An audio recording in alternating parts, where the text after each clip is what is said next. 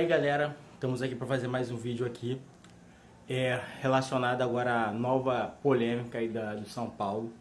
Lembrando aqui que eu quero pedir para vocês para curtirem o meu vídeo, né, dar o like, se inscreverem no canal, dar essa força aí, que eu agora estou tentando fazer esses vídeos de forma mais recorrente, para dessa vez dar de fato crescimento ao canal, de continuar falando as coisas. Normalmente eu tenho falado mais de São Paulo, mas vai ter aqui uma época que eu vou falar de outras coisas que eu gosto, por exemplo, luta, e de qualquer polêmica que possa surgir, que seja do meu interesse de falar e passar para vocês a minha opinião. Espero que vocês continuem gostando.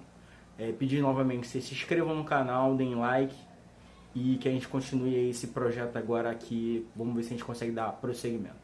A nova polêmica aqui do São Paulo Futebol Clube, galera, é a possível essa especulação de Diniz no São Paulo, né?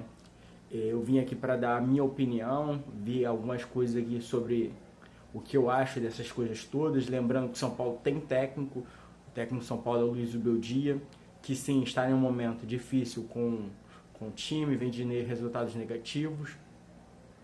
Mas sim, o São Paulo ainda tem técnico. Eu até acho de forma desrespeitosa que essa ventilação de Diniz, esse nome do Diniz ser ventilado no São Paulo, acho até desrespeitoso, que foi sempre um técnico que comprou o barulho do São Paulo, mas vamos falar sobre isso aí. Cara, o Diniz, se eu não me engano, o Botafogo foi campeão ano passado da Libertadores, anteriormente tinha sido o Fluminense com ele, né? Então, ele antes agora do Botafogo, o Fluminense tinha sido campeão com ele.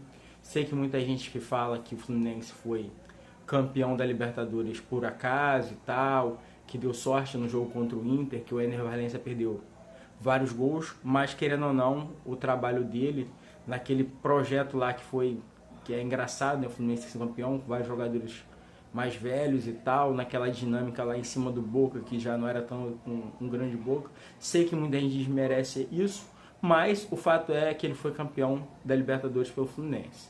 Caiu aquela peste dele de ser um técnico que não ganhava as coisas depois daquele título. O Diniz, cara, vamos lá. Vamos falar agora sobre os recentes trabalhos do Diniz, né? Eu quis falar logo assim, mais ou menos do início do Diniz ali, que ele tinha sido campeão da Libertadores, dar mérito a quem tem mérito, é uma das coisas mais importantes, né? Mas, vamos lá. O Diniz, gente, vem de trabalhos ruins, né? Recentemente fez um trabalho muito ruim no Cruzeiro, onde vinha de várias derrotas seguidas, foi vice-campeão da Sul-Americana. Já havia a possibilidade de ser demitido do Cruzeiro antes, né? Só que houve aquela polêmica que ele ia ser demitido pela imprensa e tal. Acabou que ele deu aquela entrevista que repercutiu, ele acabou sendo mantido no cargo. E o Cruzeiro fez várias contratações, né? Contratou Dudu, Gabigol e tal. E havia uma tentativa de dar uma oportunidade para ele, com bons jogadores, né? Eu sei que algumas coisas questionáveis ali, daquele jeito que o Cruzeiro estava contratando. Ele se manteve no cargo. Mas, né? O Cruzeiro teve resultados ruins e ele acabou sendo mandado embora. Anteriormente, ele foi campeão pelo Fluminense da Libertadores, mas ele já vinha uma fase muito ruim no Fluminense, né? O Fluminense já tinha perdido vários jogos, até contratou o Mano Menezes, depois que ele foi embora, e conseguiu se manter. Então, sem contar o trabalho pífio, né, ridículo do Diniz na seleção brasileira. Houve aquela situação lá de ele segurar o cargo até a possível contratação do Ancelotti para o Brasil.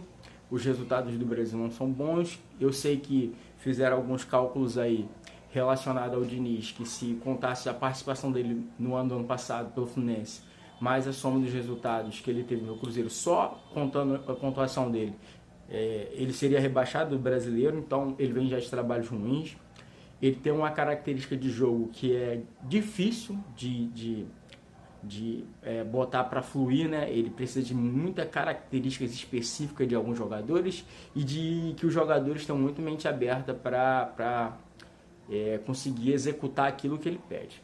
Lembrando, cara, que o Diniz, ele é um técnico que tem muita aceitação dos jogadores. Geralmente a maioria dos jogadores gostam dele. Então isso é um ponto a favor dele. Vamos falar como foi o trabalho do Diniz, né? Que no caso, se o Diniz viesse para São Paulo, seria uma volta, né? O trabalho do Diniz teve aquela situação que o São Paulo foi eliminado várias vezes dos campeonatos, teve aquela derrota ridícula contra o time do WhatsApp, do Mirassol, né, aquela eliminação.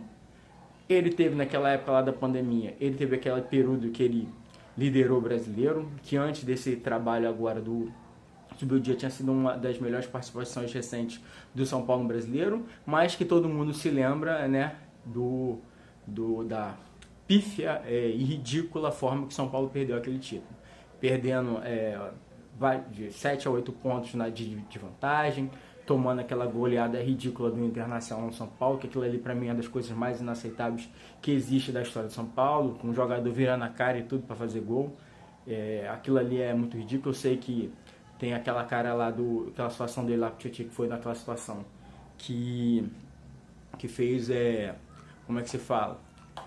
Acho que dali dele engolar a situação toda no São Paulo. Depois teve a entrada da nova diretoria, até porque o Diniz era um técnico da diretoria anterior, né? Foi difícil ali de manter ali a gestão do cara. Tinha aquela situação lá do Pássaro e tal, que era aquele projeto anterior, que quando aí o Casares assume, até tenta se dar um prosseguimento ali, alguma coisa ou outra, mas não consegue, e acaba que o São Paulo não consegue manter. Aí ele é mandado embora, e o São Paulo mantém um dos caras lá que trabalhava no São Paulo agora lá, que até jogou no São Paulo um tempo atrás, e dá aquele prosseguimento lá para o São Paulo não perder nem a possibilidade de ir para a Libertadores do ano seguinte, né? Eu tô olhando aqui para baixo, gente, só porque eu anoto algumas coisas, como eu já falei para vocês, às vezes eu me perco no que eu quero falar, e para me manter certinho as coisas que eu quero falar, eu faço anotações aqui. Vamos lá. Eu vou falar aqui de alguns pontos positivos da possível vinda do Diniz, que isso pode acontecer. Eu pessoalmente não gosto, mas uma das coisas que eu acho positivo nele é que ele consegue trabalhar com a base. O Zubeldia tem tido muito problema de trabalhar com a base, não consegue botar os jogadores da base para jogar. Eu sei que tem situações específicas da diretoria que empurrou para ele, para o Zubeldia, muitos jogadores mais velhos. Tinha essa situação aí da lateral direita, que São Paulo podia ter aproveitado o lateral da base, eles contrataram o Cedric Soares, meio que acaba sendo uma forma de forçar o técnico a usar o cara que eles querem. Vamos lembrar que é uma contratação que é toda do Casares, né? Que tem esses coluios aí com o empresário, que é uma das coisas muito esquisitas que tem no futebol e principalmente no São Paulo. Vamos lembrar que ele teve uma forma de jogar específica no São Paulo, Diniz, aonde foi uma das melhores fases que o Luciano tem no São Paulo. Embora o Luciano do quarteto seja um dos poucos que estejam salvando, eu acho que a melhor fase da carreira do Luciano e a situação do Luciano no São Paulo foi realmente com o Diniz. Lembrando que ele tinha uma característica de ter colocado, foi uma dupla de ataque que ele fez. Talvez ele consiga recolocar ali com o São Paulo, e foi com o jogador da base. Lembrando que agora o São Paulo tem o Rian Francisco, que é uma grande esperança do torcedor do São Paulo, pelo histórico recente que ele tem tendo, pelo campeonato que ele ganhou lá da Copinha e tal, da Copa do Brasil Sub-20 e tal, e a grande esperança de ser um prospecto do São Paulo, né? Eu vejo que esse tipo de coisas, de usar a base, de ser um cara que joga para frente, de ser ousado, essas coisas que o Diniz tem de ser usado, é até um ponto positivo em relação a ele, porque o Zubeldia tem tido muita dificuldade em substituição, de mudar a situação de jogo, de mostrar outras formas diferentes de jogar taticamente. Essa é uma das coisas positivas que eu vejo no Diniz, né? Principalmente a questão dele com a base, que ele é um cara que não tem medo de utilizar a base, e talvez seja a chance de o São Paulo mostrar isso aí, mas também não adianta nada se a diretoria forçar os caras a jogar com os caras que estão lá, né? Cara, vamos falar agora sobre a situação do Zubeldia. Eu acho, na minha opinião, que o Zubeldia deve ser mantido no mínimo até a situação dos jogos no mata-mata. São Paulo já está classificado para as quartas de final do Campeonato Paulista. Eu vejo que os jogadores têm favorecido eles, que é uma situação importante, que se os jogadores não tivessem comprando a ideia do Zubeldia, acho que realmente ele teria que cair. Mesmo eu considerando que o Zubeldia não deve sair, Eu acho que o Diniz não é um nome para assumir o São Paulo agora, porque o final de trabalho dele e o todo, sendo bem real, fora esse momento que o São Paulo liderou o campeonato, que ganhou alguns jogos o São Paulo ganhou de uma forma que ninguém às vezes também entendia como o São Paulo ganhava. Eu acho que, mesmo o Zubeldia caindo, eu acho que não é o Diniz, mesmo sendo visto bem por alguns integrantes da diretoria, Belmonte, Muricy, Nananã, veio com bons olhos a retorno do Diniz ao São Paulo. Eu acho que a maioria da torcida do São Paulo não vê. O Diniz é um cara complicado, é um cara que, ao mesmo tempo que se dá bem com os jogadores, aquela fala lá que ele teve com o Tite complicou muita coisa que estava acontecendo naquele ano, e o estilo de jogo dele depende de muitas nuances para dar certo. Eu acho até que o São Paulo tem bons jogadores que pode jogar de forma mais técnica. Eu até acho que o São Paulo tem que ser um time mais propositivo, até porque o São Paulo, de forma geral, um time titular não é um time muito veloz, então é um time que tem que jogar muito com a posse de bola, que é uma proposta do Diniz. O Zubeldia às vezes joga muito transição, que para os jogadores que ele tem escalado não seja nem a melhor forma, que os melhores trabalhos do Zubeldia são em times como a LDU, que jogava mais em transição, de forças pelo corredor, correndo bastante, né? Jogadores que atacavam as pontas, jogadores fortes, que era o time da LDU, era um time muito físico, muito forte. O Diniz, talvez, por característica, por atual elenco de São Paulo, até acho que, para o entendimento que ele tem de futebol, até teria uma certa noção, mas eu acho que o Diniz não tem outras formas de jogar, cara. Isso me incomoda, porque quando alguma coisa não está dando certo, e muitas vezes o jeito dele jogar não dá certo, ele não tem coisas novas. Desculpa. Fora aquela situação lá do São Paulo, contra o time do Jorge Jesus do Flamengo, ter sido o time que não perdeu, né? Que ele conseguiu jogar de forma defensiva, eu acho que o Diniz, fora isso, não consegue fluir novas ideias, ou aliás, ele é teimoso o suficiente para se manter naquela ideia lá. Vou falar aqui, galera, para encerrar o vídeo aqui, sobre a situação da diretoria do São Paulo. Vamos falar. A diretoria do São Paulo é a diretoria que vem tentando queimar o técnico atual desde o final do ano passado, do início desse ano. Houve muita rejeição com relação à torcida, à situação que a diretoria está falando São Paulo, que eles sempre jogam notícias, situações na mídia para ver recepção da torcida. Isso é um modus operandi que o São Paulo vem tendo. Essa situação mesmo do Diniz é uma demonstração disso, do modus operandi do São Paulo, que é jogar notícias na mídia para ver como vai ser a recepção da torcida. E vou já te falar de pronto, pelo que eu tenho visto, é uma recepção ruim. Ninguém gostaria, a maioria não gostaria do retorno de Diniz, fora o Flávio Prado lá na Jovem Pan, que é amigo, né, do Diniz e prefere falar mal dos outros técnicos estrangeiros do que realmente avaliar que os últimos trabalhos recentes do Diniz é ruim. Vamos lá, então a diretoria, além de ter essas situações, assim, esse modus operandi de jogar notícias ou especulações na mídia, deixar vazar certas coisas, é uma diretoria que não vem cumprindo com as coisas que vem combinando com os jogadores.